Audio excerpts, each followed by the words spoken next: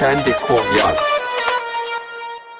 SendeKodYaz programlama ve robotik kodlama eğitim kanalından selamlar. Robotistan ve SendeKodYaz işbirliğiyle düzenlediğimiz çekilişler devam ediyor. Bu kapsamda 2021 Kasım ve Aralık aylarında çeşitli zaman aralıklarıyla birçok çekiliş düzenleyeceğiz. Bugün itibariyle Arduino Başlangıç Seti çekilişimizin süreci başlamıştır. 5 gün boyunca devam edecek olan çekilişe Instagram hesabım üzerinden erişebilirsiniz. Yapmanız gereken tek şey SendeKodYaz ve Robotistan Instagram hesaplarını takip etmek ve diğer çekiliş koşullarını sağlamaktır. Instagram hesaplarıma ilişkin linkleri video açıklamasında sizlerle paylaşıyor olacağım. Haydi birlikte düzenleyeceğimiz çekilişlerde sizlere hediye edeceğimiz ürünleri tanıyalım.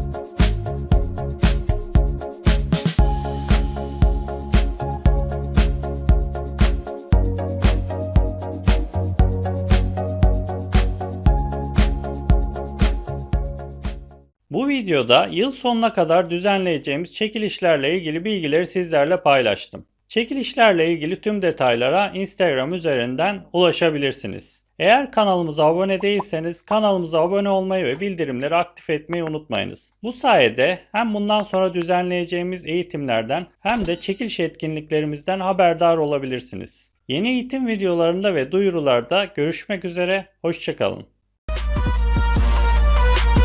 SendeKodYaz.